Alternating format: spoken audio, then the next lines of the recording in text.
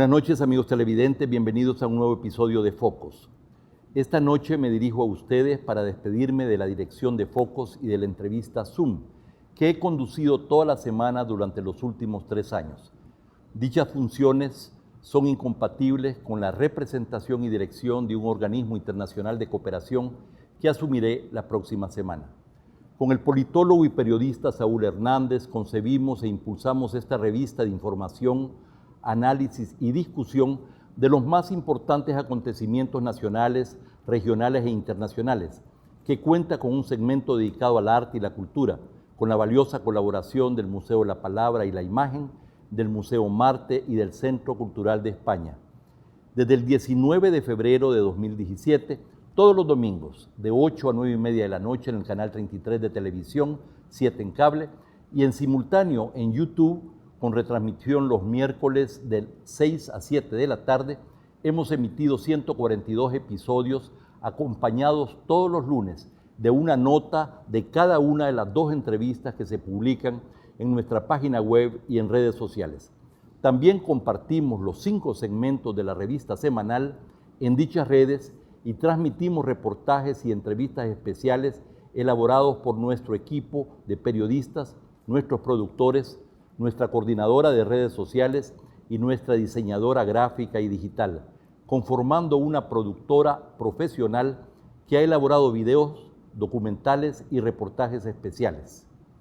La participación en focos de actores e intelectuales relevantes del país y del exterior y los reportajes especiales sobre el agua, el medio ambiente y sobre las masacres desconocidas de la guerra han hecho una diferencia, así como las entrevistas sobre los complejos problemas estructurales del país, los perfiles de personajes relevantes de la vida nacional y las entrevistas documentadas e incisivas sobre el tema principal de la semana, conducidas por Saúl Hernández y la comunicadora y politólogo Karen Fernández, a quien invitamos a participar desde el primer programa. Poco a poco caímos en la cuenta con quienes trabajan todos los días en Focos que hemos desarrollado un proyecto que ahora es mucho más que un programa o una revista de televisión y redes sociales.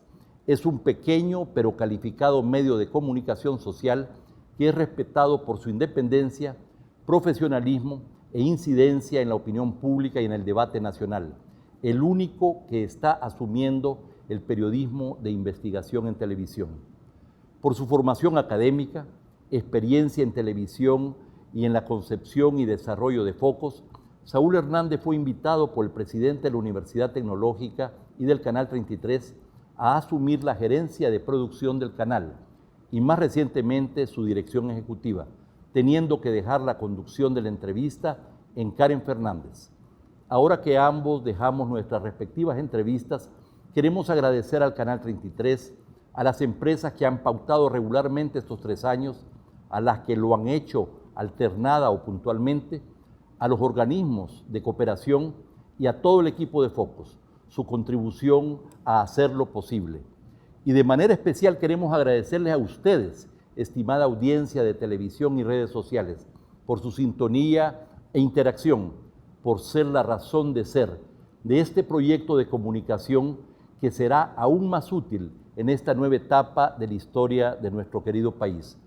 Concebido como una síntesis de experiencia y juventud para el nuevo impulso del futuro, estoy agradecido de haber tenido la oportunidad de ser parte de este gran proyecto, donde todos son jóvenes, con una tan sola excepción. Consciente que con mi salida, la edad promedio bajará considerablemente. Aunque ya no saldrá en cámara, Saúl Hernández continuará en la dirección de Focos y la periodista Mariel Ocea seguirá como coordinadora editorial.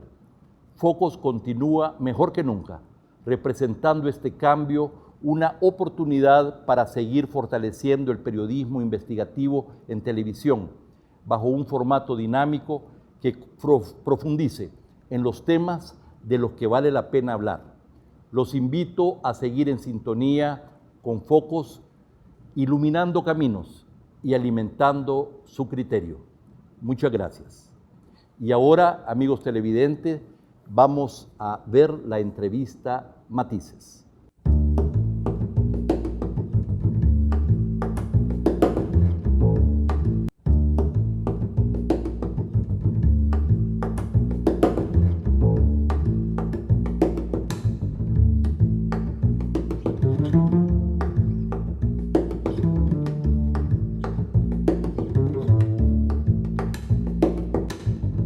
Bienvenidos a la mesa de entrevista de Matices. Esta noche hemos preparado una entrevista especial para analizar los últimos acontecimientos y específicamente las acciones del presidente Nayib Bukele que han puesto en riesgo la democracia de nuestro país. Como introducción a la entrevista, el equipo de Focos ha preparado una cápsula que resume el tema. Diputados y organizaciones de la sociedad civil condenaron la toma militar de la Asamblea Legislativa, ocurrida este domingo 9 de febrero, y ordenada por el presidente de la República, Nayib Bukele. La aprobación de un préstamo de 109 millones de dólares para el plan de seguridad del gobierno originó la crisis entre el Ejecutivo y el Legislativo. El 6 de febrero, amparándose en la Constitución de la República, el Consejo de Ministros convocó a la Asamblea Legislativa para una sesión extraordinaria, que se realizaría el domingo 9 de febrero. El objetivo era obligar a que los diputados sometieran a votación el préstamo. Los diputados declararon improcedente esa convocatoria y el presidente Bukele les advirtió que su ausencia implicaría el rompimiento del orden constitucional. El mandatario dijo que, en ese escenario, el pueblo podía hacer uso del derecho a la insurrección, establecido en el artículo 87 de la Constitución. El 9 de febrero, elementos fuertemente armados del Ejército y la Policía Nacional Civil irrumpieron en la Asamblea, mientras Bukele dirigía un mitin que había instalado en las afueras del Congreso. El artículo 87, que no me da el poder a mí, no me lo da, se lo da el pueblo salvadoreño. Cuando los funcionarios rompan el orden constitucional, el pueblo salvadoreño tiene el derecho a la insurrección para remover a esos funcionarios y restablecer el orden constitucional. El mandatario luego ingresó al Salón Azul, donde se celebran las plenarias. Ocupó la silla del presidente de la Asamblea, Mario Ponce, y dijo: "Está claro quién tiene el control aquí". Tras orar, se retiró del hemiciclo y se dirigió de nuevo al mitin. Dijo que Dios le había pedido ser paciente, pero dio un nuevo ultimátum. En una semana nos convocamos acá, nos vamos a volver a citar como Consejo de Ministros si no aprueban el Plan Control Territorial. Y si no, yo no me voy a poner entre el pueblo y el artículo 87 de la Constitución. Quedaré en sus manos a aplicarlo, yo no me voy a poner en medio. Al día siguiente, Ponce canceló toda la actividad parlamentaria y convocó a una reunión conjunta entre la Junta Directiva y la Comisión Política de la Asamblea. La condena fue unánime. Tras la reunión, el presidente Ponce del PCN se sumó a las críticas de sus colegas y leyó los acuerdos que el órgano legislativo había alcanzado, entre ellos, realizar un pronunciamiento público condenatorio y urgir a la Sala de lo Constitucional a dirimir el conflicto. Tomar acciones en relación a ese intento de golpe de Estado al órgano legislativo. En ese sentido, este servidor como presidente del órgano legislativo, en representación de los 84 diputados y diputadas,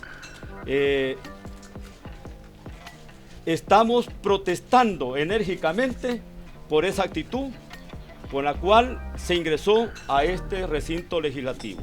Queremos hacer un llamado a la Corte Suprema de Justicia, en especial a la Sala de lo Constitucional, que ya tiene alrededor de 4 recursos sobre lo actuado por parte del Ejecutivo, el cual se tomó la atribución con base al 167 ordinal séptimo. No puede estar pasiva la Sala de lo Constitucional. Horas después, la Sala se pronunció, admitió una demanda de inconstitucionalidad contra la decisión del Consejo de Ministros de convocar a una sesión extraordinaria. Ordenó a Bukele desactivar cualquier convocatoria que emane de esa decisión del Consejo de Ministros. También le ordenó no usar al ejército para fines contrarios a los que establece la Constitución, entre otras medidas. Sí, la resolución que emite la Sala de lo Constitucional nos parece que es acertada.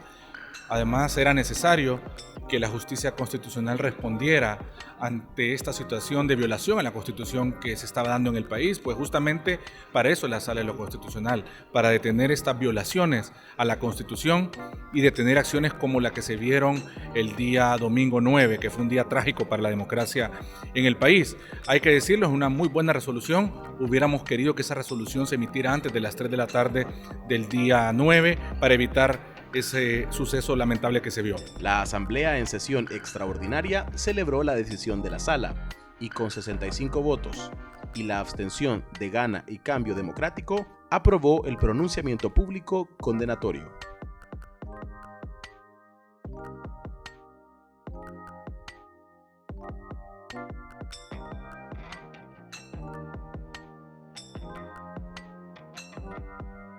Ordenar al ministro de la Defensa Nacional y el director de la Policía Nacional Civil que no ejerzan funciones y actividades distintas a las que constitucionalmente y legalmente están obligados.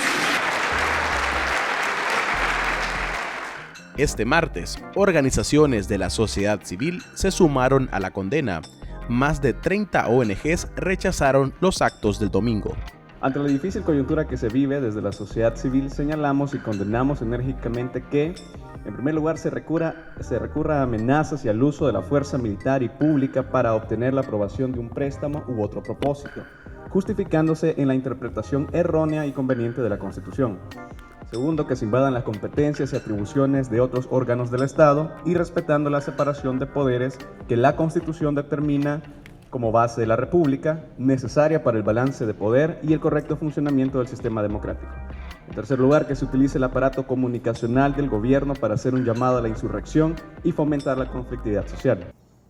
Bien, y luego de esta introducción, quiero presentarles a nuestros invitados. Hemos seleccionado a las personas que nos acompañan esta noche para ofrecer diferentes enfoques sobre, como ya decíamos, los acontecimientos que han puesto en riesgo la democracia de nuestro país.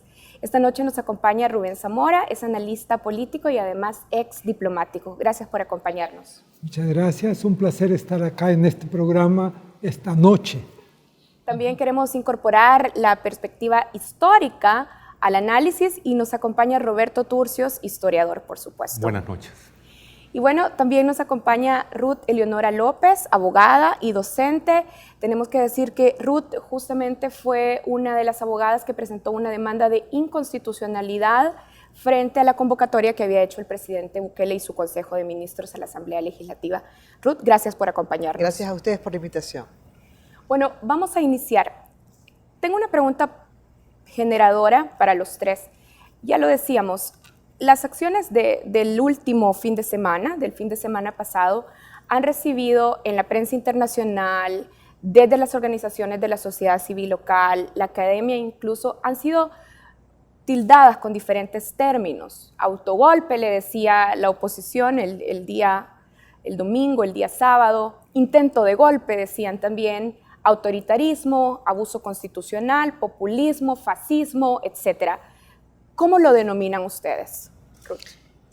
Bueno, primero si vamos a una definición de cómo se violenta o de cómo llega a violentarse las instituciones constitucionales, podría ser catalogada de golpe, o sea, desde el punto de vista teórico-conceptual. Lo que pasa es que, y hemos escuchado también posiciones del gobierno en el que dicen no, el golpe solo puede ser dado hacia el órgano ejecutivo, y eso no es cierto. Puede haber un golpe precisamente a otro de los órganos de Estado, que en este caso es la Asamblea Legislativa. En el momento en el que se violenta, en el momento en el que se pretende sustituir de una manera no adecuada, no apropiada por las vías constitucionales, es decir, por la vía electoral, a un conjunto de personas, en este caso a un conjunto de diputados. Ahora, la voy a interrumpir aquí. También podría decirse entonces que como no se llegó hasta la sustitución de los diputados, no estamos hablando necesariamente de un golpe. Sí, lo que pasa es que en este caso tenemos que tener en cuenta algo. En los mecanismos o la forma en la que funcionan estos órganos de Estado, en este caso la Asamblea Legislativa, desde el momento en el que el presidente entra a la Asamblea Legislativa, no solo convoca, esa es la primera, sino que entra a la Asamblea Legislativa, asume, casi que inicia la sesión en este caso, porque ese es el otro elemento importante, que no es solo el simbolismo de sentarse en la silla del presidente de la Asamblea Legislativa, sino de sentarse frente a los diputados. Habría que leer también el artículo 87, el último inciso de la Constitución, que le dice: las atribuciones y competencias que corresponden a los órganos fundamentales establecidos por esta Constitución no podrán ser ejercidos en ningún caso por una misma persona y por una sola institución. Y yo creo que esto es un elemento esencial de nuestra Constitución que precisamente marca esa distancia y esa separación de poderes que debe existir. Roberto. Es una acción, a mi juicio, típicamente autoritaria. Si nosotros pensamos en un catálogo de las actuaciones clásicas del autoritarismo en El Salvador, esta imagen del domingo corresponde a una de las páginas típicas del autoritarismo. Esto es, y conforme Ruth lo mencionaba, ausencia de separación de poderes. El autoritarismo tiene varios rasgos sobresalientes. Uno es, se ejerce el poder con base en la autoridad, no en la ley.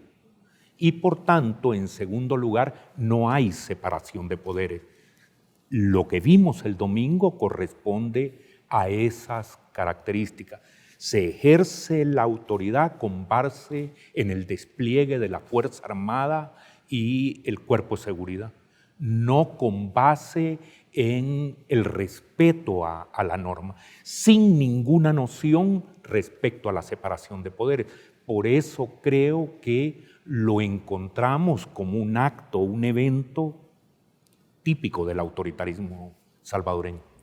Bien, voy a aprovechar aquí para incorporar un elemento. Esta no es la primera vez que el presidente, por ejemplo, utiliza los números de popularidad que le acompañan.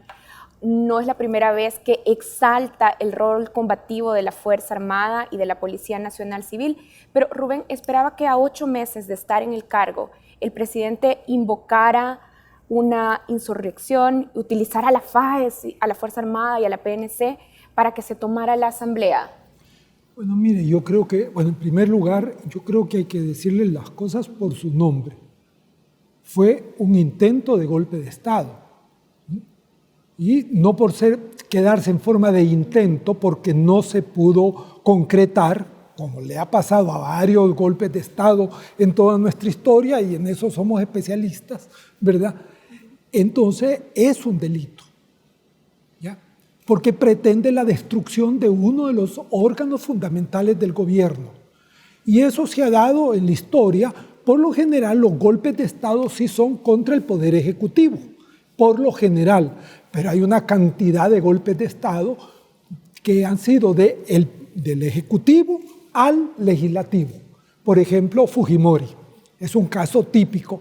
Como tenía la oposición gobernando en el Legislativo y no le querían aprobar todas las reformas que él quería hacer, pues un día consiguió gente y se metió con la gente al Congreso y sacó y expulsó a los diputados, y ahí empezó su dictadura, que fue terrible.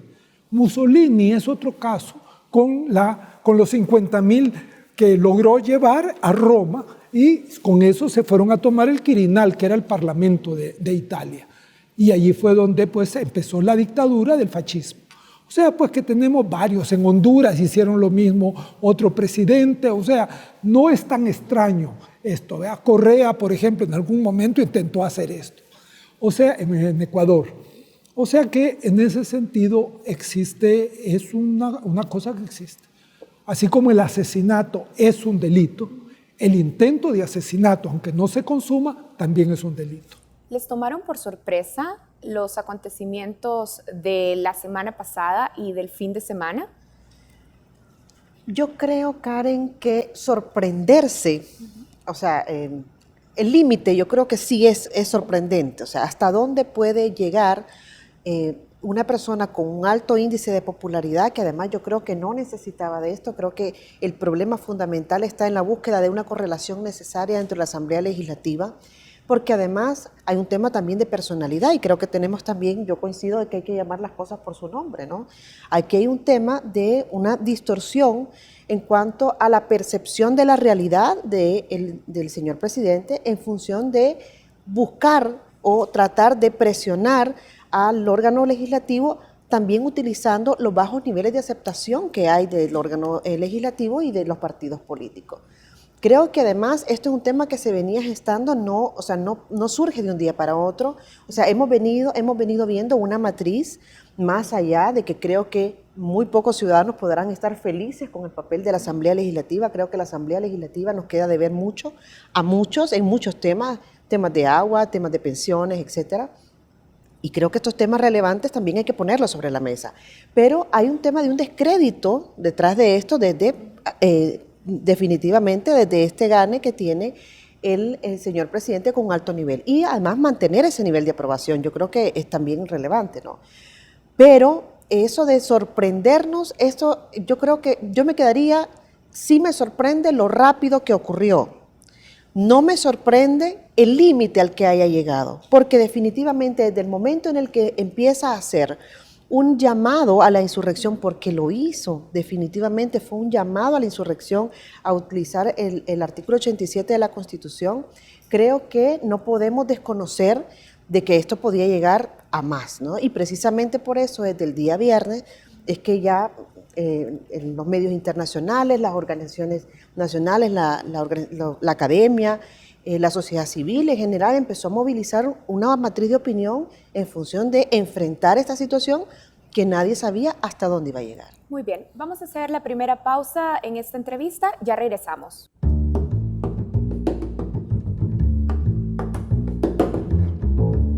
Estamos de regreso en la entrevista de Matices. Esta noche analizamos las acciones del presidente Bukele desde diferentes perspectivas, la perspectiva judicial, histórica y política. Roberto, usted decía en su primera intervención que estas acciones son clásicas del autoritarismo salvadoreño. Ya también estábamos poniendo en perspectiva también con otras experiencias de autoritarismo a nivel internacional.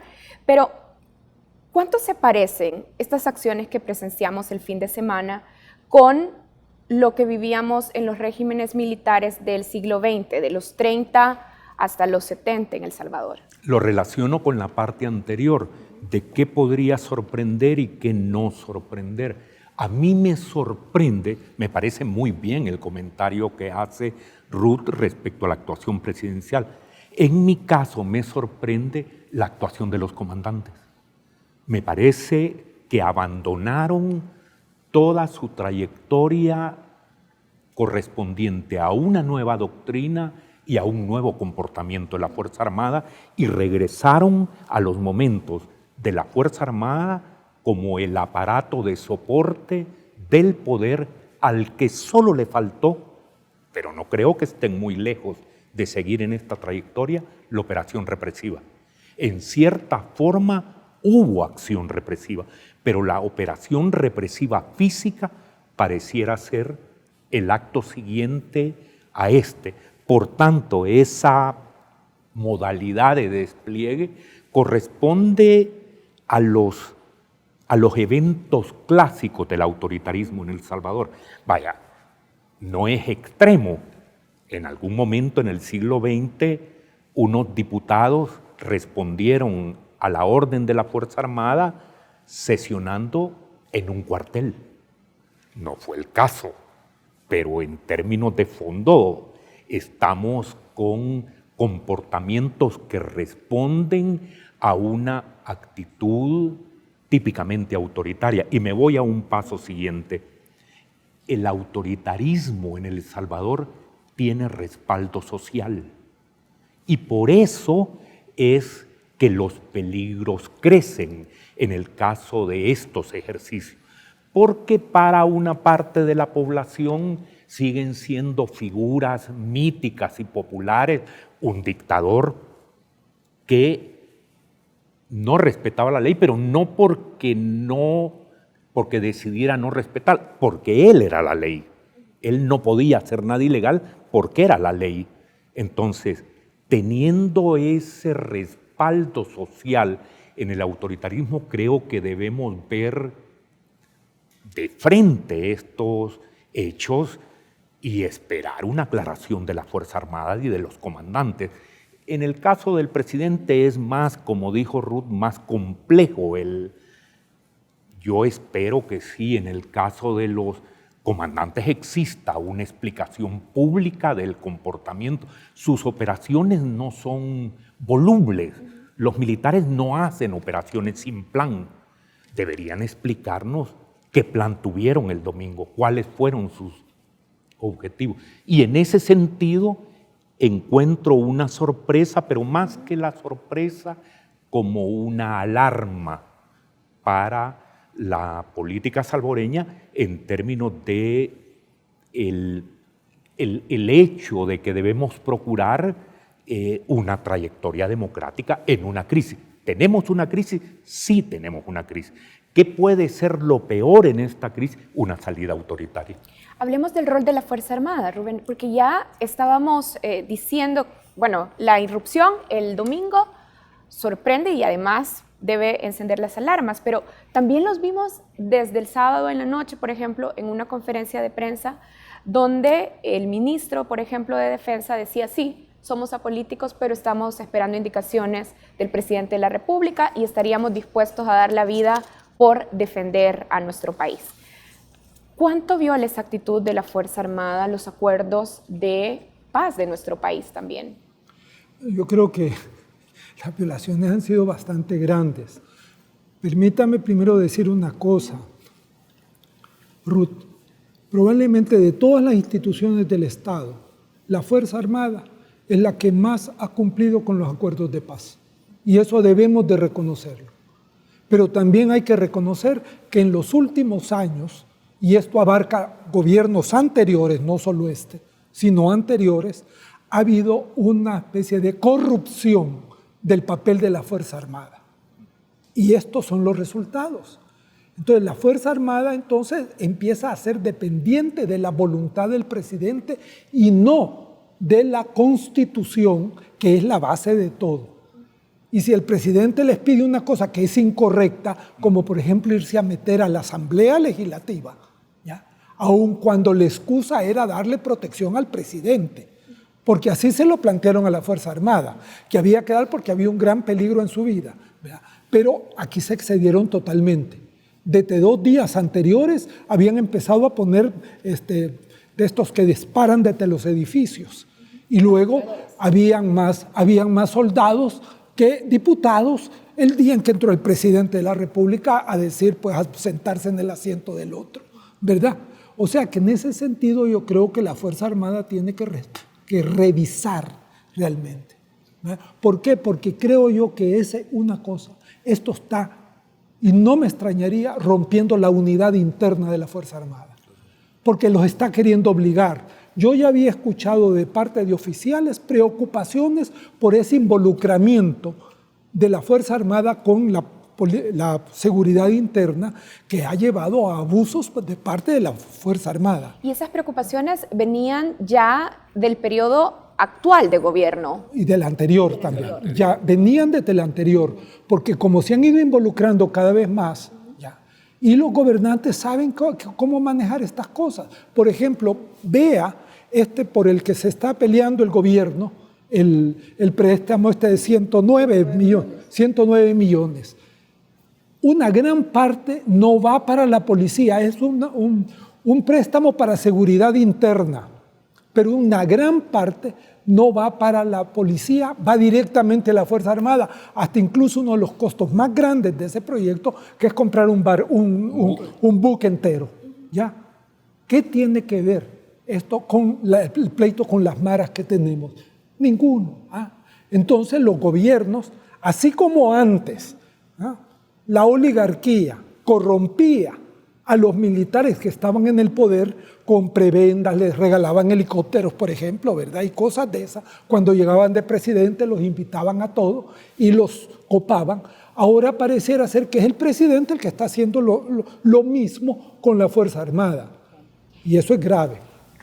Sí, el artículo 211 de la Constitución precisamente establece que la Fuerza Armada está al servicio de la nación y la nación no está representada por el señor presidente. O sea, la nación es mucho más que eso. Hay una resolución de la sala y yo me voy a permitir leer esta pequeña frase. Dice, aunque el presidente de la República es el comandante general de la Fuerza Armada, y esta tiene carácter no deliberante, esto no implica que él pueda usarla para cualquier objetivo o fin distinto al constitucionalmente previsto. Tampoco puede ordenarse que la Fuerza Armada sirva para la seguridad personal del presidente. ¿Y a qué voy con esto? Y es que se ha tratado de justificar de muchas maneras, uno que si era para darle protección al presidente, otro para darle protección a la Asamblea, otro, o sea, ha habido varias versiones sobre el uso de la Fuerza Armada. Yo coincido en que ha habido una distorsión del papel de la Fuerza Armada. Yo he comentado en otros espacios que soy parte de la 22ª promoción del Colegio de Altos Estudios Estratégicos del CAE, del Ministerio de Defensa, y realmente sé que hay una discusión interna muy fuerte precisamente por el papel de la Fuerza Armada en estos actos que son actos políticos, porque estos no son actos jurídicos, ni son actos en defensa de la Constitución, son actos eminentemente políticos, porque lo que nosotros vimos este día 9 de febrero fue precisamente, yo no diría el inicio de la campaña, de la próxima campaña electoral, porque en campaña creo que estamos desde la elección anterior y no lo vamos a dejar, ¿verdad? Pero el tema es que es ya un protagonismo distinto y el uso de recursos públicos en función de una proyección determinada que va en detrimento precisamente de un órgano de Estado, que en este caso es la Asamblea Legislativa.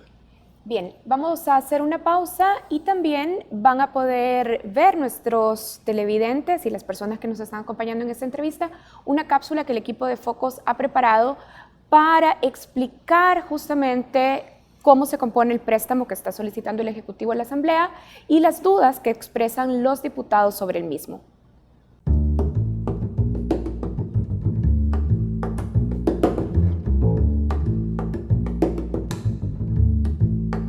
Un préstamo de $109 millones negociado por el gobierno salvadoreño está en el centro de la crisis institucional entre el Ejecutivo y el Legislativo.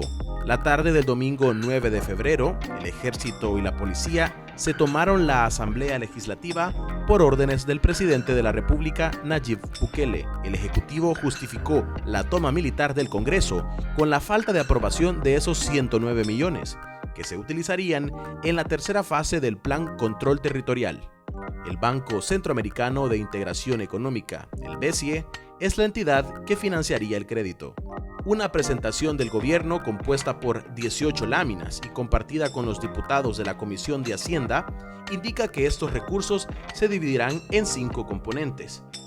$46.9 millones para movilidad estratégica, 25.9 millones para equipo e infraestructura de videovigilancia, 17.4 millones para equipo táctico, 15.5 millones para modernización hospitalaria y $3.3 millones para administración, supervisión y auditoría, imprevistos y la comisión del BCE. La solicitud para avalar la contratación de crédito llegó a la Asamblea en noviembre de 2019. El lunes 27 de enero de 2020, la Comisión de Hacienda emitió un dictamen favorable para aprobarlo. Pero en la plenaria de esa misma semana, los diputados decidieron retirar ese acuerdo y devolver la iniciativa a la comisión. Así inició la escalada de tensión entre el Ejecutivo y el Legislativo, que alcanzó su punto más álgido el 9 de febrero con la toma militar de la Asamblea. En la discusión sobre el préstamo han surgido varios señalamientos sobre el destino de los recursos, y las dudas se han profundizado después del 9 de febrero. Los diputados critican el gasto en un buque y helicópteros para el Ministerio de Defensa. El buque costaría $13 millones y el gobierno afirma que se utilizará para combatir el narcotráfico. Quiero hacer una como comparativa. En Brasil, en Chile, se presionó mucho a los gobiernos para que se adquirieran equipos militares que nunca se llegaron realmente a utilizar. Porque simplemente ya lo demostró la trayectoria de las necesidades de esos países y fueron inversiones multimillonarias. Lo mismo ha pasado obviamente en Venezuela. Y tenemos ahora la impresión, porque sí hay un antes y un después, pero tenemos hoy la impresión que el ministro de la Defensa quiere un juguete nuevo, un buque. Y francamente, porque hay un después, francamente, ¿para qué vamos a necesitar un buque? ¿Hasta dónde el buque estaría contribuyendo para el combate a lo que agobia a nuestra gente, es decir, en sus comunidades? No va a servir de nada para eso. Es un juguete el ministro de la Defensa, y hay que decirlo. Y si no, que nos demuestren lo contrario. Los legisladores también advierten de un posible conflicto de interés entre Osiris Luna, director de cárceles y viceministro de Seguridad, y las empresas proveedoras de los equipos que se comprarán con el préstamo. El periódico digital El Faro reveló a principios de febrero que la empresa mexicana Seguritech pagó el viaje de Luna a México, una información que el funcionario ha ocultado pese a solicitudes de acceso a la información pública. Seguritech Integral Security comercializa cámaras de videovigilancia y el préstamo del BESIE tiene más de $25 millones asignados para la compra de este tipo de equipos. Los diputados también han recomendado a Hacienda que, para cubrir gastos de seguridad apremiantes, reasigne $62 millones que no se ejecutaron del presupuesto de 2019. El martes 11 de febrero, la Comisión de Hacienda no logró emitir un dictamen favorable para el préstamo, por lo que la aprobación de la iniciativa no se abordó en la plenaria del pasado jueves. La comisión volverá a reunirse el lunes próximo, pero durante la sesión de esta semana, la diputada de Arena, Margarita Escobar, puso sobre la mesa la posibilidad de pedir a Hacienda que envíe una nueva solicitud, pues las condiciones para discutir el préstamo ya no son las mismas. Escobar señaló que las deliberaciones en la comisión podrían reñir con las medidas cautelares que la Sala de lo Constitucional dictó el lunes para frenar el conflicto entre los dos poderes del Estado. Que la medida número 1 dice que ha lugar la adopción de las siguientes medidas cautelares. 1. Ordena al Consejo de Ministros, del cual forma parte el presidente de la República, el cese de los efectos de la convocatoria con el propósito de que la Asamblea Legislativa sesione extraordinariamente a fin de que se apruebe el préstamo con el Banco Centroamericano de Integración Económica para la implementación de la fase 3 del Plan Control Territorial. Ese es el préstamo que estamos discutiendo, pero hay una medida cautelar que debe cumplirse. En tanto esa medida cautelar no se cumpla, que si bien es cierto responde a la convocatoria del Consejo de Ministros, no deja de ser el mismo tema para esta Comisión de Hacienda. Y esa es una pregunta, yo no soy abogada, yo no soy jurista, yo no soy constitucionalista, pero que yo deseo plantear.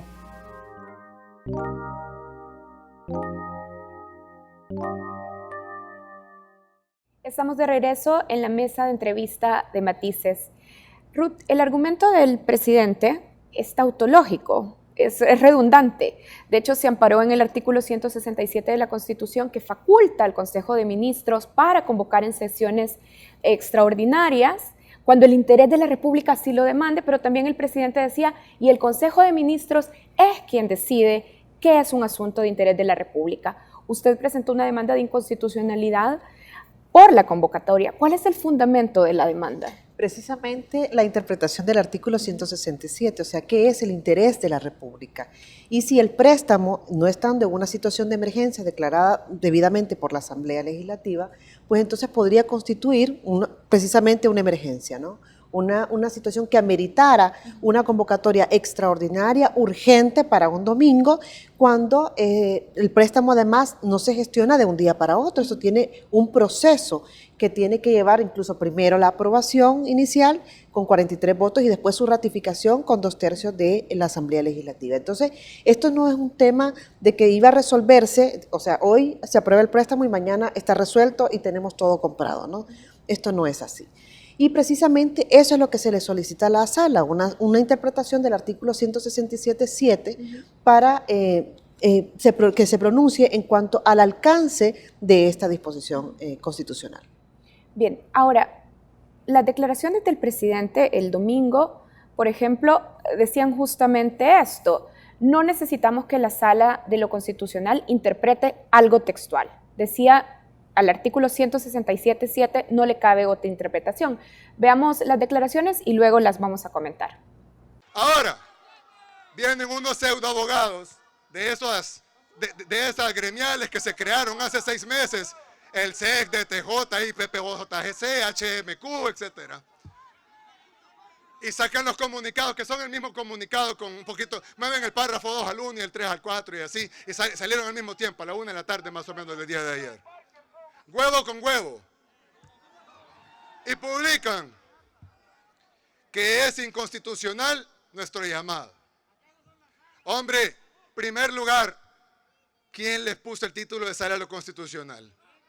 Segundo lugar, no necesitamos que la sala interprete un artículo textual.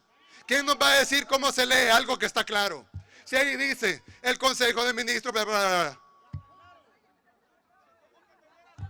Bien, Rubén, hablemos sobre estas declaraciones del presidente. No cabe otra interpretación, decía, para el artículo 167, numeral 7. Pero mire, es que esto es una cosa inconcebible, honestamente. ¿Qué es lo que quiere decir el presidente? Solo lo que yo interpreto y como yo lo interpreto es lo único que vale. En otras palabras, es esa concepción de que él es el rey del gobierno. ¿Por qué? Porque la sala de lo constitucional sale sobrando, todo el poder judicial sale sobrando. La Asamblea Legislativa, que por constitución, es la que debe de interpretar las leyes, ¿verdad? No el gobierno, no el Poder Ejecutivo, sino la Asamblea, los que dan la interpretación final de las leyes son ellos. Eso desaparece, porque para él lo único que existe es su poder y lo que él piensa. Esto tiene mucho que ver con el populismo. Una de las características esenciales de los populistas es que ellos dejan de ser representantes del pueblo para hacerse y convertirse en la encarnación del pueblo. Y en el momento en que entre pueblo y gobernante ya no hay ninguna diferencia, es por supuesto lo que el pueblo quiere, es lo que el gobernante dice que quiere. Y eso es lo que está pasando, creo yo, en muchos de estos casos. Estas prisas, estas cuestiones, a veces responden a la voluntad del gobernante y no a un análisis. Y por eso es que hay una actitud tan violenta contra la Asamblea Legislativa, y eso es algo que debe de analizarse. ¿Por qué? Porque él necesita una asamblea, esta asamblea, la necesita o totalmente sometida a su voluntad o que desaparezca. ¿Por qué? Porque su problema está en el problema de la reforma constitucional. Si no se hace en este periodo de esta asamblea la primera ida a la reforma y la primera aprobada, entonces ya no alcanzaría. Detengámonos en eso. El presidente Bukele nos dice que está buscando una reforma constitucional con miras a... Bueno, ese es el primer problema. Lo están hablando de que antes yo lo estoy oyendo de esto, por ejemplo, el vicepresidente, que es el que se ha encargado de hablar más de esto, en tiempo de la campaña. Esto no es nuevo. Y creo que esto está en el centro del problema con la Asamblea. ¿Por qué? Porque el problema es que ellos no dicen qué reformas quieren hacer. Yo no los oigo, ninguna. Pero todos sabemos que la reforma que está detrás de todo este intento es acabar con la no reelección de los presidentes, cosa que es absolutamente imposible desde el punto de vista constitucional, porque el artículo que dice que se prohíbe totalmente, ¿verdad?, que un presidente siga, ¿verdad?, es más, dice que la Fuerza Armada tiene obligación de intervenir inmediatamente por una hora que se le pase, ¿ya? O sea, como eso está precisamente en el título 3 de la Constitución, que es las llamadas. Por lo tanto, no puede haber en la Asamblea introducir una reforma que vaya en contra directamente de ese artículo, porque ese es, según la Constitución, no se puede reformar. O sea, ahí es un problema que yo no sé si lo han podido estudiar estos señores, pero es un problema de que se meten o demuestran que no conocen la Constitución, honestamente hablando. Porque, por ejemplo, decir que lo que estamos viendo ahorita, que el Consejo de Ministros puede cuando quiera, como quiera y a su arbitrio poner a la Asamblea a hacer reuniones extraordinarias, eso es quitarle a la Asamblea realmente su autoridad, su autonomía, su independencia. ¿Por qué? Porque así como le puede ordenar que ponga una sesión, le va a terminar ordenando que no haga sesión cuando no le conviene al Ejecutivo. Entonces el Ejecutivo gobierna a la Asamblea Legislativa, se rompe la separación de poderes que es base de nuestro sistema democrático. Bien, Roberto, hablemos también sobre las expectativas de la Sala de lo Constitucional, porque también venimos de un periodo en el que la Sala de lo Constitucional y sus magistrados asumían muchísimo liderazgo en la discusión de asuntos políticos. Y mucho se ha señalado también que la Sala de lo Constitucional se tarda en pronunciarse sobre la situación. De hecho, lo hace hasta el lunes.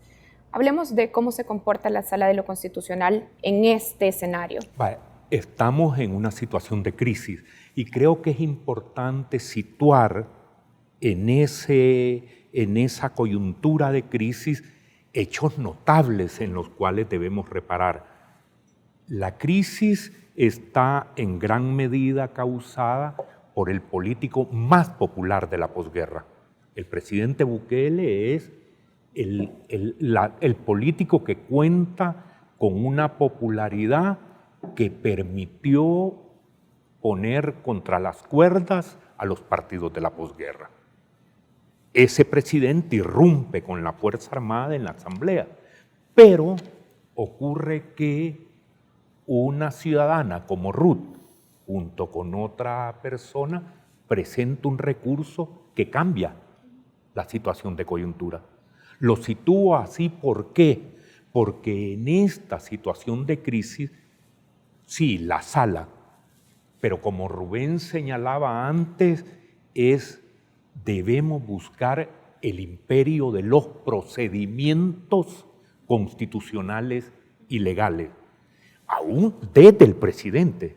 Es que el presidente creo que tiene el reto de, con su popularidad indiscutible, asumir que no está por encima de la ley. Cómo los ciudadanos, mujeres y hombres, debemos asumir que debemos ejercer la ley. Así como hizo Ruth, presentando el recurso, activando la actuación de la sala, hoy creo yo que el reto que tenemos es principalmente la gente joven, mujeres y hombres jóvenes, sepan activar los procedimientos de manera que logremos una salida democrática a la crisis y que no se impongan los arrebatos autoritarios en la crisis. Bien, Ruth, la demora de la Sala de lo Constitucional es vista así, debemos entenderla así, simplemente como una respuesta lógica a un proceso que dependía de que se presentara una demanda. Sin embargo, la Sala se pronuncia hasta el día lunes cuando admite la demanda. La demanda se presenta el sábado en la noche en un juzgado de paz que además está de turno, es el habilitado para recibir cualquier tipo de demanda. Y la sala se pronuncia hasta el día lunes. Definitivamente yo creo que la sala sí fue sorprendida. O sea, más allá de que todos estábamos expectantes, o sea, los órganos colegiados no actúan de la misma manera que actuamos los ciudadanos de manera individual, ¿verdad? Y creo que también sí es un poco raro, distinto, diferente a las situaciones que se habían vivido anteriormente. O sea, esta es una situación inédita realmente. Yo le puedo decir que esperaba que la sala respondiera precisamente con la crisis, ante la crisis con una inmediatez mayor, ¿verdad? Que se pronunciara el día domingo. Sin embargo, los mecanismos que están establecidos es que se remite el mismo día, dice la ley, y si no, 24 horas después, en la Sala de lo Constitucional desde el juzgado que se recibe. Y en este caso la práctica había sido que se remite la primera hora hábil del día siguiente, ¿no? Entonces, y creo que eso fue el día lunes, exactamente. Entonces, si nosotros tenemos en cuenta que más allá de que fue un hecho notorio la presentación de la demanda, etcétera, pero la sala lo recibe hasta el día lunes en la mañana, realmente la sala actúa bastante rápido, pudiéramos decir. Lo que pasa es que, claro, la crisis estaba generada más rápido todavía y pues también la expectativa ciudadana era bastante alta sobre el tema. Entonces, ese desajuste que hay en cuanto, desde el momento en que se presenta la demanda, alguien me decía, ¿y por qué no la presentaste antes? Y yo, me da pues risa esto, porque realmente desde el día viernes en la noche ya yo estaba pensando qué es lo que podía ocurrir, cómo podía pasar y hasta qué punto iban a ser, cuáles iban a ser los puntos, cuáles iban a ser los límites. O sea, escribir una inconstitucionalidad, yo no sé si alguien podía haberla hecho más rápido, pero realmente yo empecé a escribir el día sábado, después de cumplir con algunas obligaciones familiares y tal, al mediodía. Y ya a las 6 de la tarde estaba lista, ¿no? Entonces creo que ese es un tema que los ciudadanos, yo coincido en que nosotros tenemos que ser más activos. Nosotros no sé cuántas veces en redes podemos decir, pero lo que debieran hacer es tal cosa, o lo que yo sugiero es tal cosa, o por qué no hacen tal otra. Y yo siempre me he preguntado por qué no lo hacemos. De acuerdo. ¿Por qué cada uno de nosotros no asume su rol? Y precisamente ese fue el origen de esa demanda. Ahora, sobre el tema de la interpretación, y yo no quiero dejar pasar esto, yo creo que se está haciendo una interpretación muy literal de ese artículo y no en todo su contexto. O sea, la interpretación de la Constitución tiene que ser una interpretación unitaria. Y aquí me voy a referir directamente al artículo 86 de la Constitución, donde establece que cada uno de los poderes tiene que hacerlo tiene que ejercer sus funciones de manera independiente. Y yo me cuestionaría incluso qué hubiese pasado si hubiese salido un decreto. Ese decreto hubiese sido inconstitucional porque la voluntad colectiva que se hubiese formado a partir de la Asamblea es una voluntad viciada, porque ¿quién va a tener una formación de la voluntad con una coacción de la manera en que estaba ocurriendo? Tengo una pregunta, desde el punto de vista legal, porque el presidente lo que decía en su discurso afuera de la Asamblea es, bueno, el Consejo de Ministros decide que es una situación extraordinaria, pero Ruth está planteando que es la Asamblea Legislativa, como órgano independiente, quien puede decidir que es una situación extraordinaria. No, en este caso, uno de los elementos precisamente de la demanda es que la sala defina que es una situación que atañe al país, una situación extraordinaria. O sea, hay que ver de qué estamos hablando. Porque hay un vacío, entonces, en ese tema. Yo diría que no es un vacío, porque ya esto es un tema que se ha tratado en otras resoluciones, sino que como se está haciendo una interpretación literal, entonces, bueno, señores, Sala de lo Constitucional, haga usted la interpretación de esto, que cada uno tiene una visión distinta, ¿no? Y el otro punto de la inconstitucionalidad era precisamente el llamado a la insurrección por parte del presidente, que es un tema totalmente anómalo, aunque ya hemos visto declaraciones posteriores, no solo del presidente, sino también de sus funcionarios, retractándose, no, nosotros no lo hemos hecho, el presidente lo que hizo fue llamar a la calma, como si nosotros pudiésemos echarle, como diría los adolescentes, chelito a lo que ha ocurrido cuando ha sido del conocimiento público, no solo en El Salvador, sino también a nivel internacional. ¿Por qué es inconstitucional, antes de cerrar, por qué es inconstitucional en el planteamiento de la demanda esta convocatoria a la manifestación, pero que además iba acompañada por el presidente de citar el artículo 87? En este caso, la sala lo que ha dicho en la admisión es que no se pueden controlar los tweets, porque esto partimos de que esta declaración no hubo una declaración pública, porque recordemos que en ese momento todavía no habían ocurrido los hechos el domingo, sino que estamos hablando nada más que los pronunciamientos que él había tenido en redes sociales. Entonces, no hay un control sobre los tweets, o sea, sobre sus declaraciones, sino un control sobre los hechos ocurridos posteriormente, y por eso es que la sala retoma precisamente la movilización y la convocatoria que ha hecho el presidente, porque la convocatoria la hizo el presidente de la República, y creo que nos queda claro a todos, y esa convocatoria es la que tiene este matiz de insurrección, que después es utilizado por el mismo presidente para decir, yo calmé al pueblo, yo calmé a las masas, cuando fue precisamente el generador de la situación. Muy bien, vamos a hacer una pausa y ya regresamos.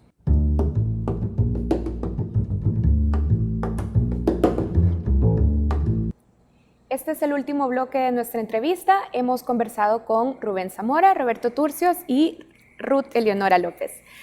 Bien, hay un dato importante que debemos tener en cuenta. Por ejemplo, el último informe del Latinobarómetro dice que El Salvador está cada vez más mostrando números que indican una disminución en el apoyo a la democracia. De hecho, solo el 26% de la población dice que apoya la democracia. Pero hay otro dato. El 54% de los salvadoreños opina que le da igual un régimen democrático o un régimen autoritario.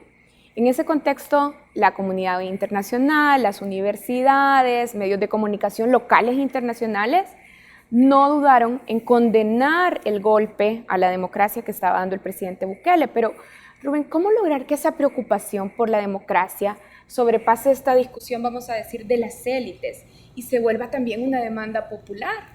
Mire, yo creo que lo primero que hay que decir es que hay que poner en perspectiva esas encuestas, especialmente la Latinbarómetro, por su estructura, porque tiene la de la encuesta de la católica, de la nuestra, del país, en que le preguntan a usted cuál cree que es el mejor sistema y dicen el 70 y pico % la democracia.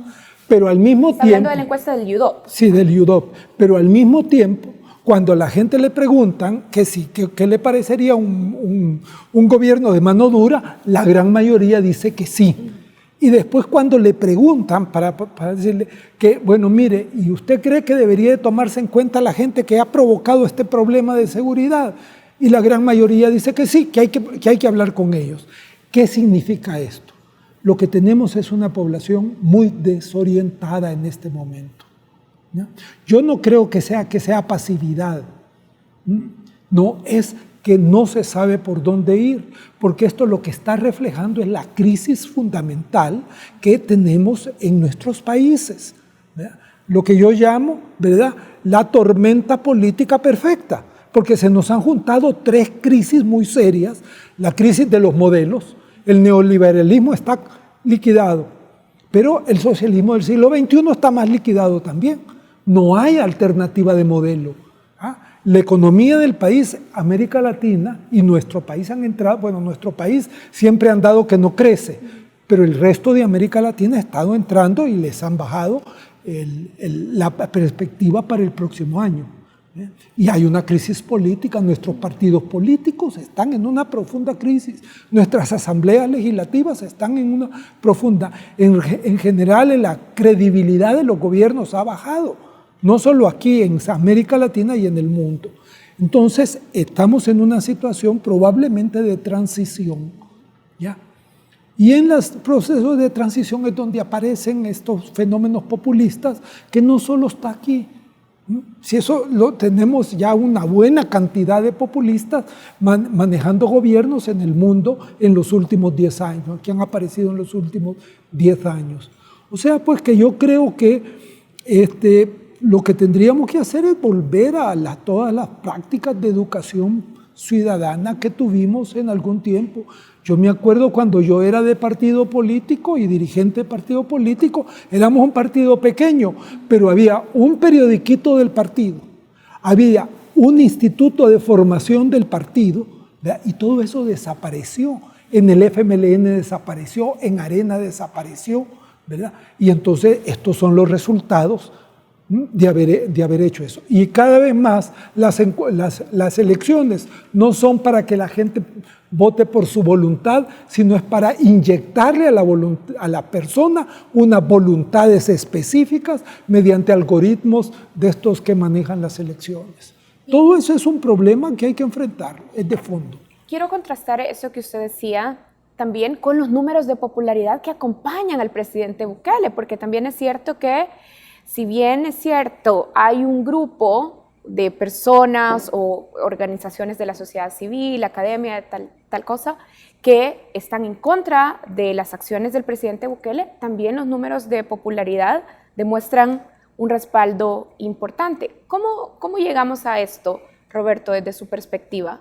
A mi juicio, tuvimos una gobernabilidad efectiva durante la posguerra, pero hoy sabemos que estuvo basada en la corrupción, y esto es natural que genere un rechazo de la población, legítimo, sin ningún lugar a duda, del cual el presidente capitaliza ese sentimiento para catapultar su candidatura y acumular ese grado de popularidad. Entonces, a mi juicio, no podemos ignorar el punto.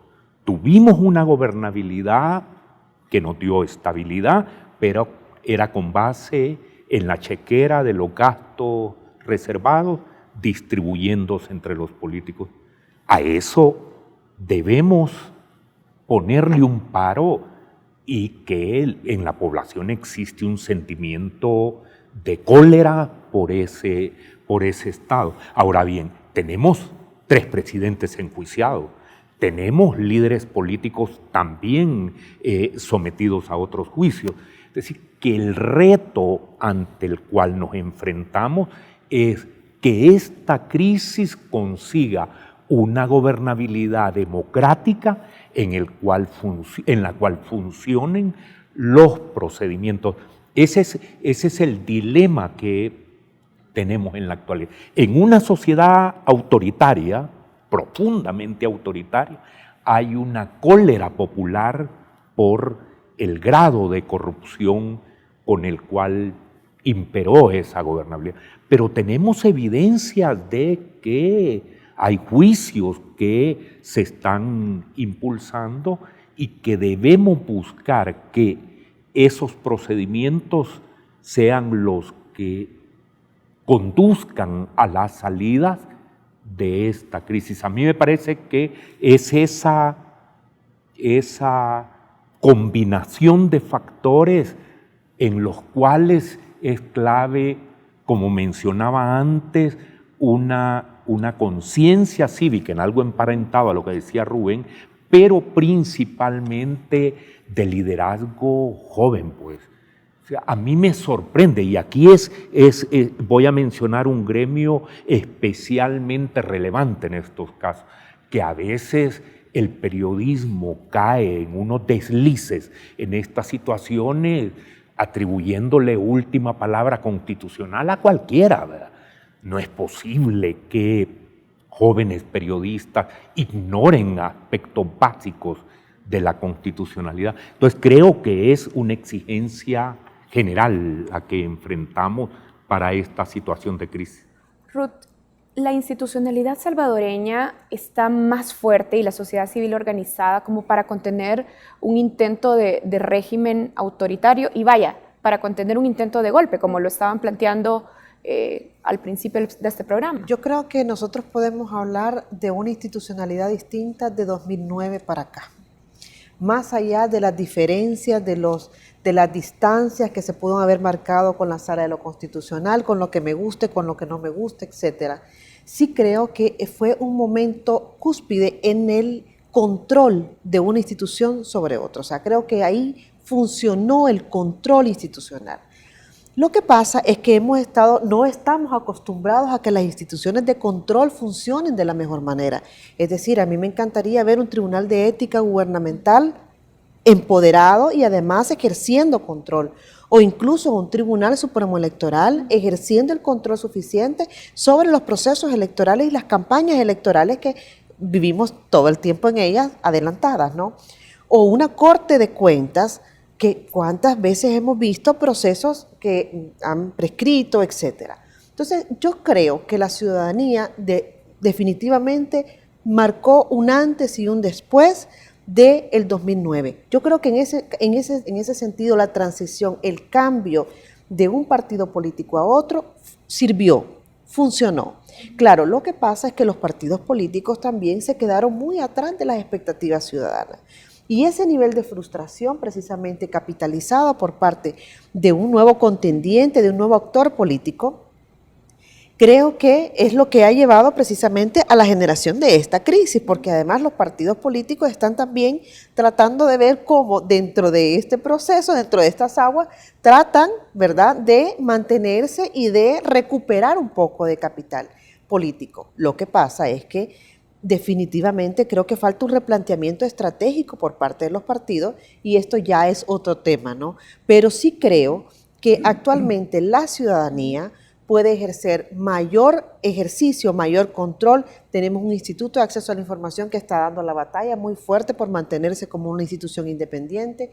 Creo que una buena señal sería que los diputados aprobaran las reformas al Tribunal de Ética Gubernamental que les permitiría tener más herramientas y menos excusas para dejar de funcionar. La voy a interrumpir aquí porque dijo un punto que me parece interesante discutir, un replanteamiento estratégico de los partidos políticos. Hablemos de los partidos políticos en la Asamblea Legislativa como oposición al gobierno del presidente Bukele. Hasta ahora los diputados han respondido al Ejecutivo, por ejemplo, citando e interpelando a sus ministros o incluso en la última semana retirando la silla en la que se sentó el domingo pasado el presidente Bukele. Rubén, ¿qué más puede hacer la oposición en la Asamblea para enfrentarse, o vaya, no para enfrentarse en sentido bélico, sino para sentar postura frente al presidente Bukele y su gobierno? Miren, yo creo que el problema no es un problema de la oposición, es un problema de cómo están los partidos políticos. Yo creo que de toda la posguerra estamos en la crisis más profunda de los partidos políticos. ¿Ya? De acuerdo. Y en unas condiciones en que el mismo desarrollo de la institucionalidad democrática que sí ha habido, y hay que reconocerlo, ha contribuido todavía más a profundizar el rechazo del pueblo, y voy a decir por qué. Por ejemplo, corrupción. Siempre en el país hemos dicho que los gobiernos son corruptos, y todos sabíamos que eran corruptos. ¿Cuál es la diferencia ahora, después de todo lo que se ha hecho del periodismo independiente, investigativo, del acceso a la información pública y todo eso? Que hoy la corrupción tiene caras, tiene montos y tiene métodos de hacerlo. Eso hace una diferencia fundamental en las percepciones sociales, ¿ya? Porque antes era conocer un abstracto, ahorita es conocer a 3 presidentes, ¿ah? Uno de ellos ya difunto, ¿verdad? Pero que estaban enjuiciados. Bueno, presidentes de la Asamblea, ministros, etcétera, ¿ves? Entonces es un panorama, y ahí los partidos políticos no lo ven.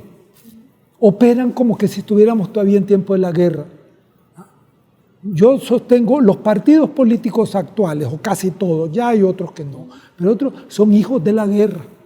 Los principales son hijos de la guerra y siguen todavía en gran medida con esa mentalidad de la guerra. Nos queda poco tiempo y quisiera pedirle una respuesta sobre esto. Esta no es la primera vez que en una mesa o en un panel con usted habla de esto, de la crisis profunda de los partidos políticos.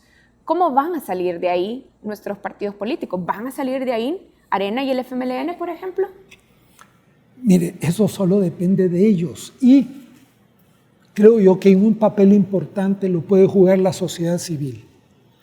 La parte de la sociedad civil que tiene, dijéramos, cercanía a la cuestión política, porque hay otras que se ven otros casos, no necesariamente políticas.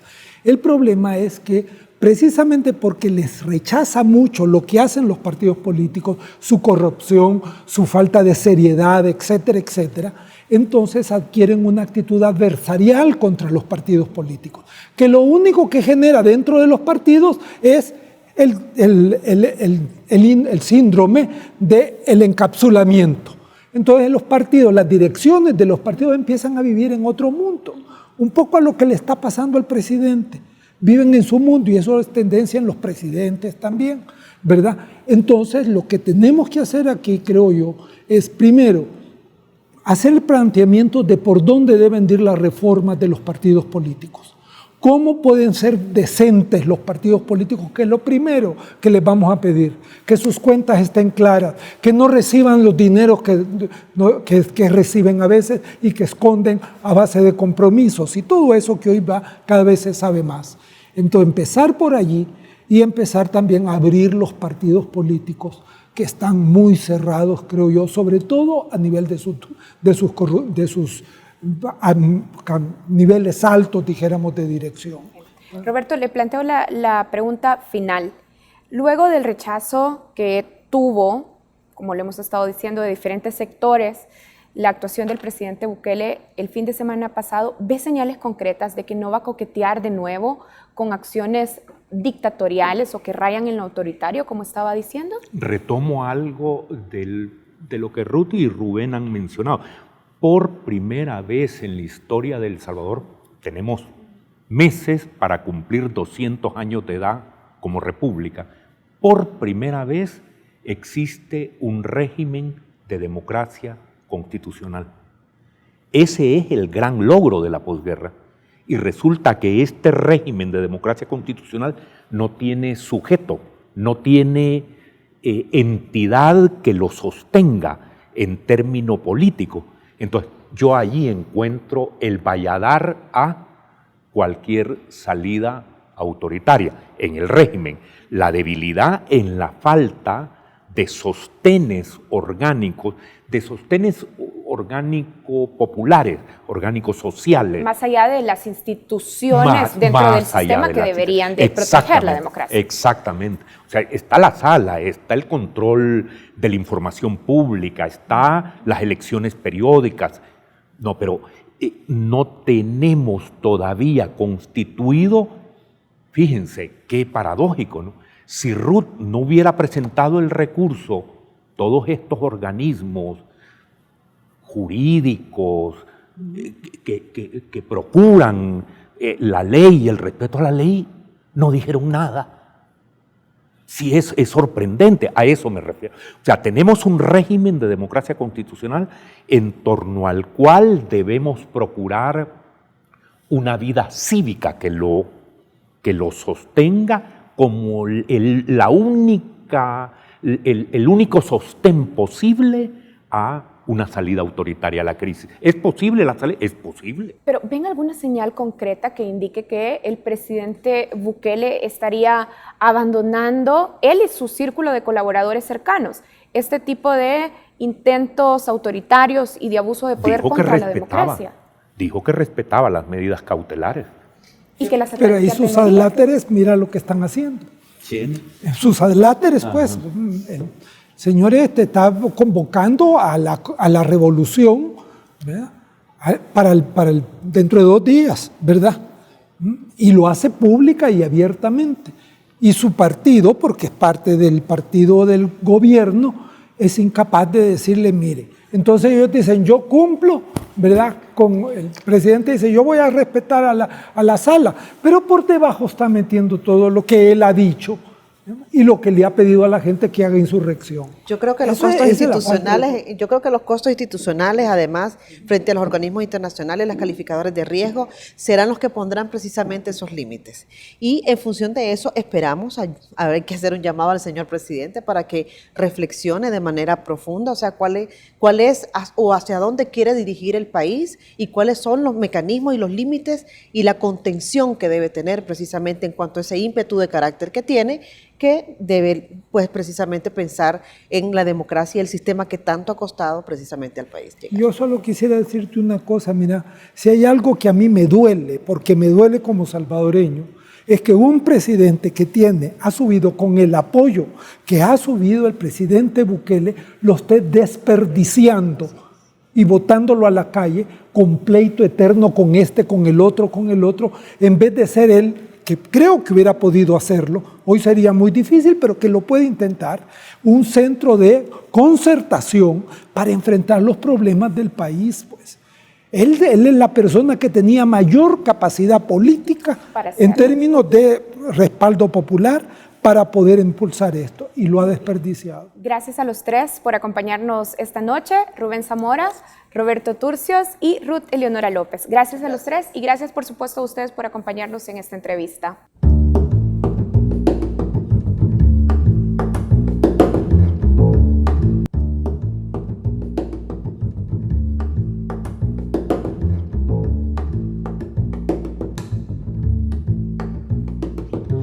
Bienvenidos a Reflejos, el segmento de análisis internacional de Focus TV. Las acciones autoritarias del presidente Nayib Bukele del pasado 9 de febrero han puesto al país en el foco internacional. Las imágenes de la toma militar de la Asamblea Legislativa y la amenaza del mandatario con disolverla han sido la noticia en medios extranjeros. Opiniones, editoriales y pronunciamientos de naciones aliadas han rechazado las maniobras del presidente. Para ahondar sobre la perspectiva internacional del tema, enlazamos hasta la Ciudad de México con Erika Guevara, directora para las Américas de Amnistía Internacional. Bienvenida a Focus, Erika. ¿Cómo están? Gracias por la invitación. Bien, ¿cómo analiza Amnistía Internacional los sucesos del 9 de febrero que terminaron con la toma militarizada de la Asamblea y en un ultimátum para los diputados? Bueno, Amnistía Internacional los analiza desde la perspectiva de los derechos humanos, Nosotros tenemos un trabajo histórico en El Salvador de documentar graves violaciones a los derechos humanos, no solo en el contexto del conflicto armado, pero también en el contexto de políticas de seguridad. Hemos visto estas escenas del 9 de febrero con tremenda alarma por lo que significan en un país que muy recientemente ha firmado los acuerdos de paz. No olvidemos que solo han pasado 28 años y quizás para las nuevas generaciones eso no significa mucho en el tiempo, pero en materia de derechos humanos eso significa mucho, sobre todo cuando todavía no se garantizan los derechos a la verdad, a la justicia, donde hay una impunidad sobre las violaciones a los derechos humanos, muchas de ellas en su gran mayoría cometidas por fuerzas de seguridad, por militares. El ver estas imágenes de un presidente entrando a la entidad, al edificio de uno de los poderes del Estado, rodeado de militares y de policías especializados, de fuerzas especiales, es realmente aterrador, sobre todo pensando en los nefastos precedentes de nuestra región cuando se involucran militares en, digamos, la vida pública y la vida civil de nuestros estados. Esa falta de sobrepesos, ese, digamos, desafío que se hace a la institucionalidad es sumamente peligroso, sobre todo para el ejercicio pleno de los derechos humanos. Ahora bien, el presidente sostiene que los diputados no tienen legitimidad porque sus partidos negociaron con pandilleros en el pasado. ¿Justifica esto la acción del 9F? ¿Cómo lo ves? Bueno, es muy lamentable que el presidente Nayib Bukele piense que simplemente acusaciones narrativas anecdóticas sobre ciertas personas que conforman parte de la Asamblea Legislativa le da a él el derecho de interrumpir en la institucionalidad lo que son la separación de los poderes, que son tan indispensables, sobre todo en los países de nuestra región, con democracias tan jóvenes y tan endebles. Nosotros hemos documentado cómo la inexistencia de sobrepesos cuando esta división de poderes se ve totalmente mermada por los poderes ejecutivos en países como Nicaragua y Venezuela, que ha tenido resultados nefastos, en donde es el poder ejecutivo el que controla las asambleas o los congresos, que es el poder ejecutivo el que coopta al poder judicial. Vemos que los resultados no solo son nefastos, sino las consecuencias han sido sangrientas, con pérdida de vida humana, con impunidad absoluta para graves violaciones a los derechos humanos. Entonces es indispensable que si el presidente Nayib tiene acusaciones serias en contra de cualquier miembro de cualquier entidad del Estado, sea a través de investigaciones serias con evidencia y el Poder Judicial que determine sancionar a aquellos funcionarios del Estado a cualquier nivel y de cualquier poder, precisamente por haber cometido un ilícito o una violación a los derechos humanos. Sin embargo, el respeto a la institucionalidad tiene que estar por encima de los conflictos políticos que se puedan dar de un órgano al otro o de partido a partido. Es indispensable que se pongan los derechos humanos de las personas en el centro de cualquier accionar de las entidades del Estado y en este caso, tristemente, pues no lo vimos así. ¿Cómo queda la imagen ahora de la institucionalidad salvadoreña desde la mirada de la comunidad internacional? ¿Qué consecuencias puede haber para el país? Bueno, nuestro llamamiento va directamente al presidente Nayib Bukele buscando que haya una rectificación de estos accionarios erróneos. Los militares tienen que estar dentro de los cuarteles y no fungir de ninguna manera en tareas ni de seguridad para el orden público, pero mucho menos de servir de escolta, de caprichos de ninguna autoridad del Estado. Entonces, sobre todo es esta rectificación, este reconocimiento del grave error que supone a darle un poder a las Fuerzas Armadas militares que están destinadas totalmente para algo diferente. Y sobre todo es ese llamado al diálogo entre poderes. Es indispensable también reconocer que El Salvador está atravesando por una gravísima crisis en materia de derechos humanos, las tasas de homicidio y de múltiples delitos, pero sobre todo las violaciones a los derechos humanos lamentablemente han venido marcando la historia reciente del país y es indispensable que todos los poderes del Estado se pongan a la altura de las demandas sociales, a la Asamblea Nacional que legisle poniendo los derechos humanos en el centro, que se tomen decisiones, que todos los tomadores de decisión, incluido el presidente Bukele, antepongan los intereses de la ciudadanía sobre los intereses políticos, económicos que se puedan tener en las decisiones que hoy día están tomando. Y finalmente, ¿cuál es el llamado a los actores políticos para solucionar esta crisis? donde se rompió la independencia entre poderes. Bueno, las repercusiones han sido claras, no solo, digamos, en términos de la atención mediática internacional. Lamentablemente, desde el domingo 9 de febrero hasta ahora hemos visto que los principales titulares de los diarios internacionales han puesto a El Salvador y precisamente al presidente Bukele en cuestionamiento por estas escenas tan dantescas de militares ingresando al recinto de la Asamblea Legislativa por, pues, prácticamente un capricho del propio presidente. Y yo creo que eso tiene repercusiones también a nivel de la credibilidad del gobierno del presidente Bukele, sobre todo en términos de cuál es su visión de seguridad. Es decir, es una visión militarizada de la seguridad, cuando hemos visto en casi todos los países de nuestro continente cómo ha fracasado esa visión militarizada y ha generado una situación de graves retrocesos en materia de derechos humanos. Tiene repercusiones a nivel de la geopolítica subregional, un país que considerábamos que está en una estabilidad distinta a los países vecinos, ¿no? No podemos olvidar lo que ocurre en Nicaragua, lo que ocurre en Guatemala, lo que ocurre en Honduras, en donde la fragilidad institucional ha puesto en grave riesgo los derechos humanos de las personas. Pues hoy también nos cuestionamos si lamentablemente El Salvador también se une a la lista de gobernantes que no están a la altura de las demandas sociales de su población. Bien, muchísimas gracias por acompañarnos en Focos. Gracias a ustedes. Con esto cerramos el segmento Reflejos. Para ver este y otros análisis internacionales, ve a focostv.com. Ya regresamos.